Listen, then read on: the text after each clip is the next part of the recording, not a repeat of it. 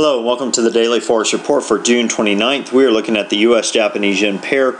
This pair did move lower during today's session, did not break the previous session's high. We are looking for it overall to be moving sideways with a slight bias to the upside long term. Look for it to potentially go as high as 81.55, possibly as low as 80.17.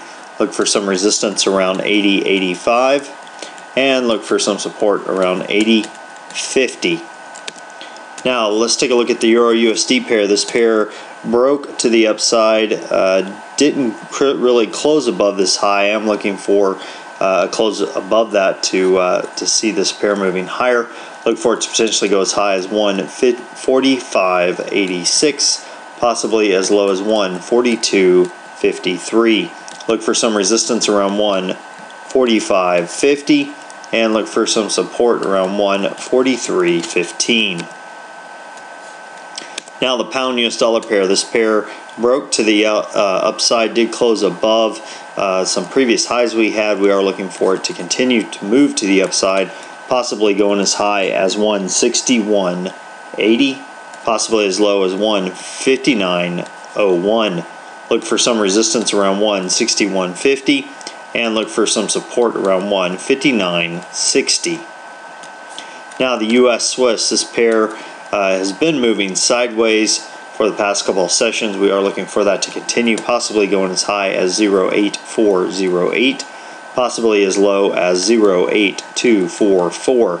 Look for some resistance around 0.8368 and look for some support around 0.8314. Now, as far as news analysis go, we have the the German unemployment rate being released for June. Of course, that will affect the euro. That's being released at 3:55 a.m. Eastern Time. Consensus on that one is that they're going to hold at 7.0%. Now, at 8:30 a.m. Eastern Time, we have the gross domestic product for Canada being released for this month. We're showing a decline from 0.3% down to a negative 0.1%. Year to date, they're showing a decrease from 2.8% to 2.7%, which could be negative news for the Canadian dollar, especially if it comes out worse than expected. We also have around 7:50, we have the Japanese releasing their large manufacturing outlook. Consensus on that is that it's going to be at 2. Be held at 2. Now we also have at 9 a.m. p.m. Eastern Time, we have the Chinese PMI manufacturing for June being released. Consensus on that is that it has dropped just a little bit from 52 to 51.5. If it's much lower than that, it could be negative news for the Chinese currency. Now, let's take a look at what I'm looking for during this next session. If you look at the US Swiss, we have a swing trade opportunity that's been created over the past 3 sessions. We have a high, a lower high, and then a high.